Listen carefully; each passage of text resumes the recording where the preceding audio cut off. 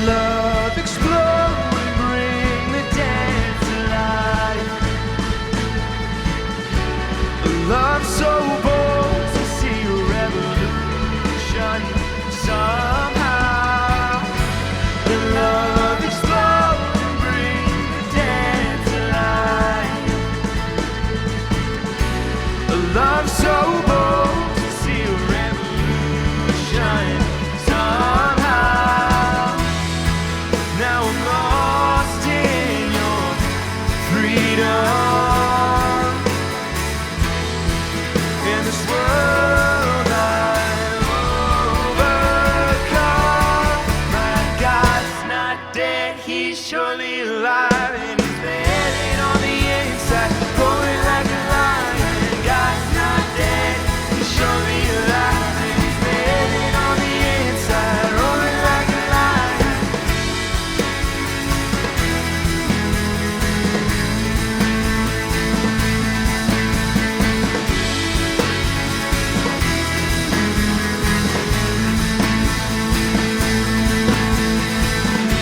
Let hope arise and make the darkness hide. My faith is dead, I need a resurrection somehow. Sing it again. Let hope arise and make the darkness hide. My faith is dead, I need a resurrection somehow. Now I'm lost in your freedom. Oh, this world I've overcome. My God's not dead, he's surely alive, and he's living on the inside, roaring like a lion. God's not dead, he's surely alive, and he's living on the inside, roaring like a lion. God's not dead, he's surely alive, and he's living on the inside, roaring like a lion.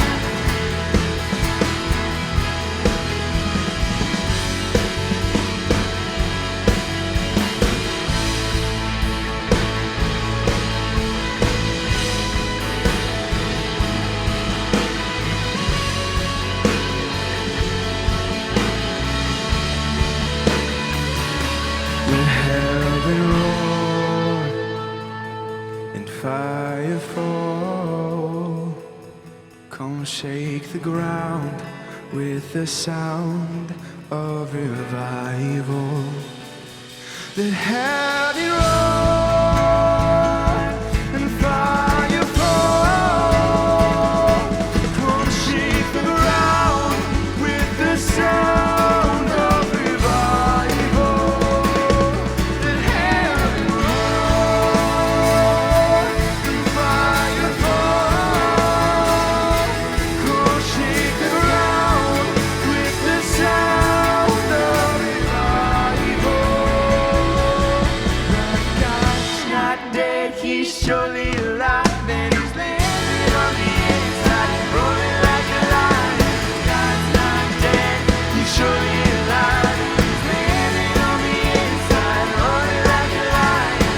God's not dead, he's surely alive, and he's living on the inside, roaring like a lion. God's not dead, he's surely alive, and he's living on the inside, roaring like a lion.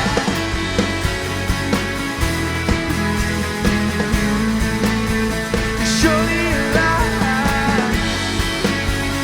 surely alive, surely alive, surely alive,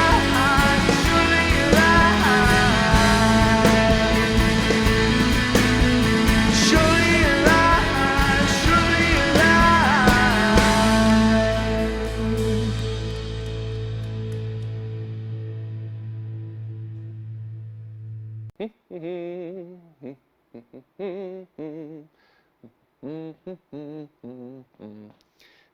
Oh, hey everybody. Hope you're doing well. Good to see you this morning. I won't make you wait any longer. I was just helping you practice your patience. You see, patience is waiting until later for something you want right now. All this month, we've been learning how to wait with patience instead of complaining or getting angry. When you're hungry, but it's not time for dinner yet, you can be patient. When you want to ask your mom a question, but she's in the middle of a phone call, you can be patient.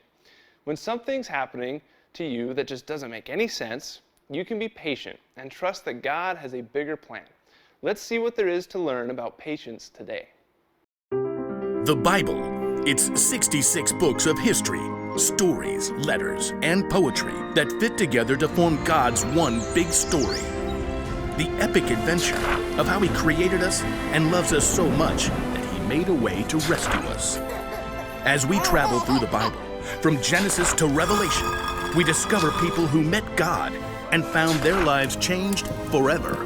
Now, for an amazing story inspired by the book of Exodus, chapter 32, verses 1 through 35. For hundreds of years, God's people lived as slaves in Egypt.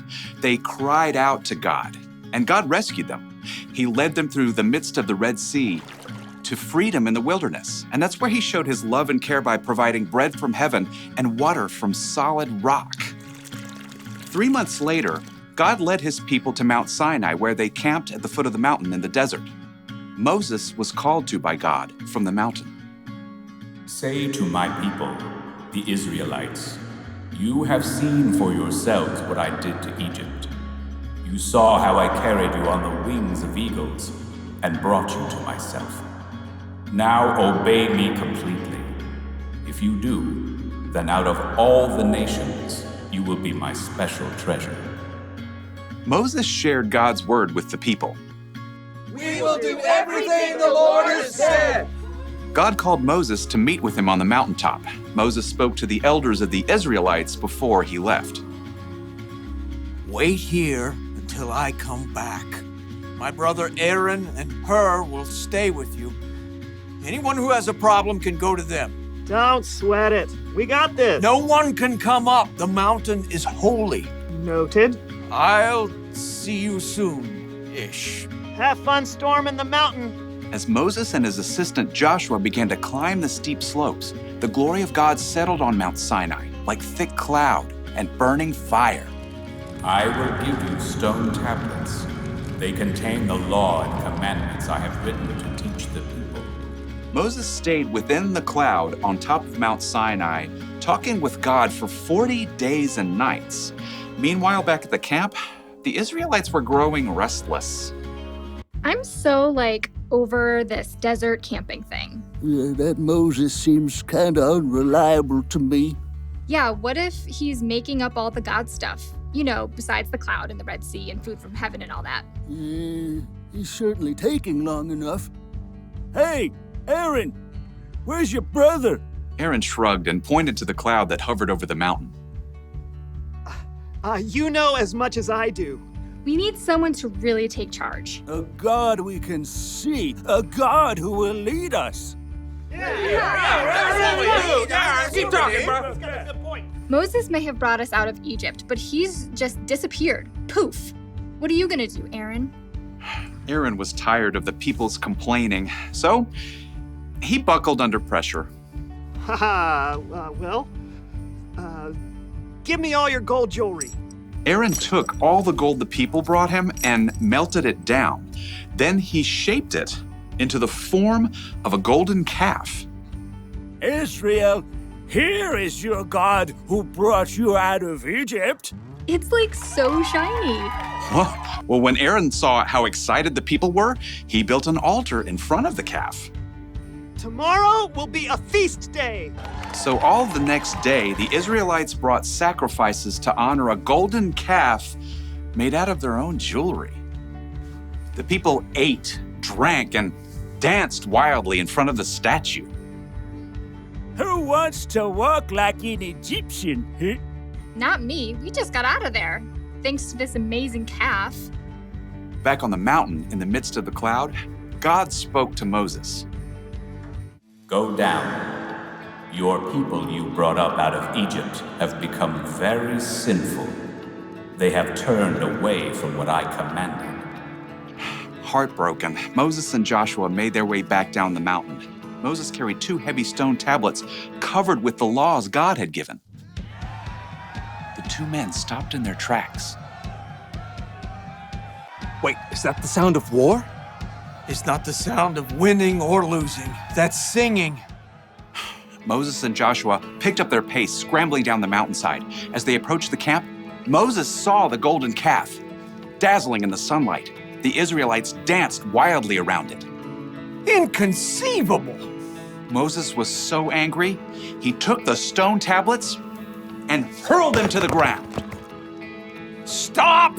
Stop this at once! The music and dancing stopped. Moses marched right through the crowd, right up to the golden calf. Aaron tried to sheepishly duck away, but Moses spotted him at once. What did these people do to you? How did they make you lead them into such terrible sin? Okay, don't be angry. You know how these people are. They said, make us a god to lead us. And then they gave me their gold jewelry. And I threw it into the fire, and out came this calf. Aaron couldn't look his brother in the eye. They both knew the true story. Why didn't you wait for me? The people are running wild. We've become a joke to our enemies. Moses toppled the golden calf into the fire to burn. Then he ground the golden calf into a fine powder and scattered it on the water. Drink it, all of you. This is hard to drink. Oh, my stomach feels downright awful. God helped his people over and over, but when they had to wait, they forgot his goodness. They chose their own way, and the consequences weren't so golden.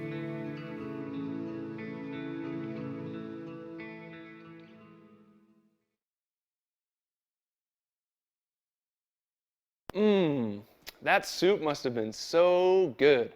But no matter how good that stew was, or how good it might have tasted, I bet Esau really regretted trading away his birthright to Jacob.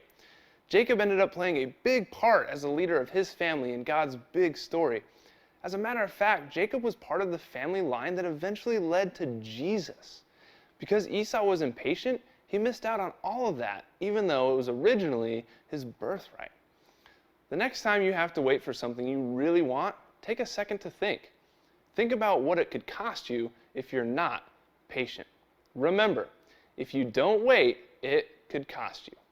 It takes a lot of trust to wait for something you want right now. You have to trust God and believe that His timing is always perfect, even when you can't understand why. Have a great week, everybody.